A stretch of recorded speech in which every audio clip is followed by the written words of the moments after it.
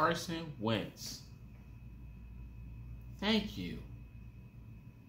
Thank you so much.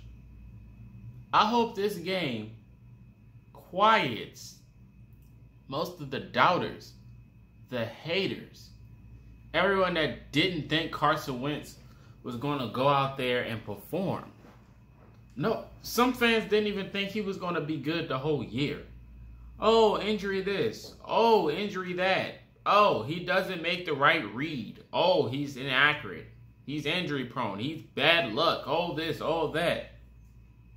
Carson Wentz, in a primetime game the Colts have been dying to have for years, because the Colts don't get put on national media. We don't get put on television unless you're in the area. But Carson Wentz, or if we make the playoffs, threw 400 yards on a bad ankle, or maybe 2 bad ankles. 400. I know he's a rental, but that's pretty freaking impressive. His first year as an Indianapolis Colt, he threw for 400 yards in the first primetime game for the Colts in years. I mean, we made the playoffs, so that counts as a game, but that's not the regular season. This game showed me all I needed to see. Even though I've been telling most of you from the beginning of the year that he isn't the issue. But of course, people neglect it. Most people will blame Coach Frank Wright. Most people blame the play calling, which is under him. Most people will blame the defense. Matt Eberflus. Some people blame Darius Leonard. Rock Ya-Sin still, even though he's a solid corner. They blame Carson Wentz. I don't get it. It's like they're not watching the football games at all. Carson Wentz has been the pride and joy for the offense, no matter how bad or terrible he may play. But Carson Wentz has been the soul of the offense. Jonathan Taylor against the Baltimore Ravens had over 100 receiving yards. His first touchdown, when he broke for that 70 yards, it was the same screenplay he did on the opposite direction of play prior to that. But they blew it up. So they did it on the opposite side. Better blocking on that side. Scores for 70 yards. Credit to Carson Wentz. Now, this 400 yards is not going to get blown up because the Ravens is a good team overall. You may blame, oh, they weren't healthy. They're missing a lot of key pieces. Understandable. But he still did this and only had 10 incompletions. What was he like? I think he was 25 for 35 or 25 for 32 or something like that. That's pretty good. And this is coming from a guy that doesn't make the first read. There's a lot of, he probably could have had 500 yards. He probably could have had 500 if he would have made the shorter reads that were right in front of him instead of trying to go daredevil. He threw a few jump balls. He threw it over the head a few times. He held on to the football too long. But last night, on Monday, against the Ravens, that didn't show. It showed his will to go win. That's what it showed. After the game, he said we needed a killer instinct. And I agree 100%. We don't have that.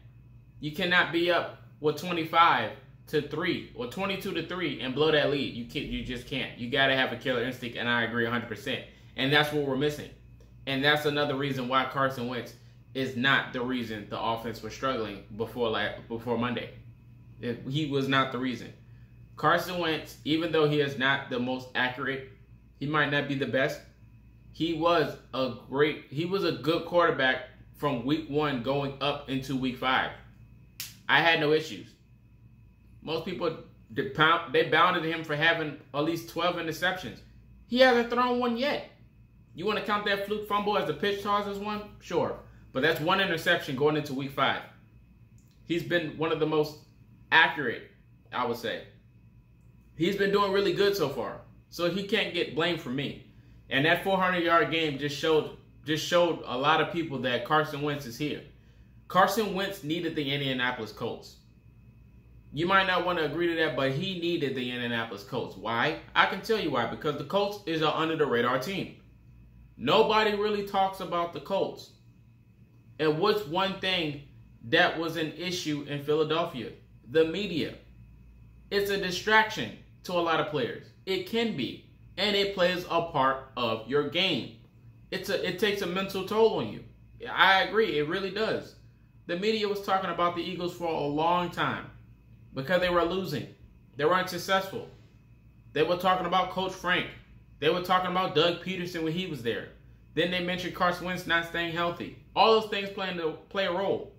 And when he first got here, I mentioned it being a fresh start. And, you know, it just cleans the slate. It's like starting over all over again. Now, of course, the offensive line is not the greatest, but they did a pretty decent job on Monday night. They just couldn't fulfill. They just couldn't execute at the end of the game. A team in general just couldn't execute. So I'm not going to put the blame on anybody, but they just couldn't execute.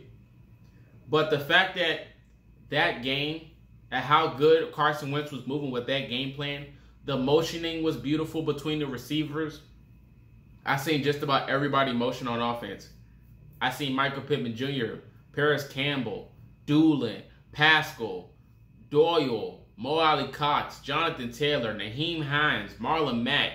Everybody was involved in the offense on Monday night. It was a beautiful play design, play after play after play. And this was a thing that Colts fans wanted to see. We wanted to see more movement on the offense because it felt like it was too stagnant. But some people might say, well, we always had this. We just wasn't executing. But Monday night on primetime television, you got a full display of what the offense would look like if it was just consistent. The first half offense, the Ravens didn't know what to do with us. They didn't know what was coming next. And Carson Wentz made it look even better because he was hitting the passes on the money. On the money. He threw a few high balls. He threw a few of them out of bounds. But overall, he had a very solid game. He did. The pass to Michael Pittman Jr. where he was hit on the throw, if he would have set his feet, that's a touchdown. But, of course, it's the offensive line. But that was a touchdown regardless if he would have set his feet or not. The fact that he made the play was remarkable. So, like I said, Carson Wentz has been a success story so far. I'm enjoying his company at quarterback. Love the mobility. I love the willingness to go try something new every week. But, you know what I'm saying, he's getting better and better. I think he's been progressing week by week. He still holds on to the football a little too long. And he has to read the defenses a little bit better because he doesn't read the defense. If he gets those things figured out, Carson Wentz is all right with me. But you guys let me know your thoughts about Carson Wentz in the comment section. All these things down below. Let me know your thoughts about him playing on Monday night as well. And until next time, this is Marcus, and you've been Culture Shock.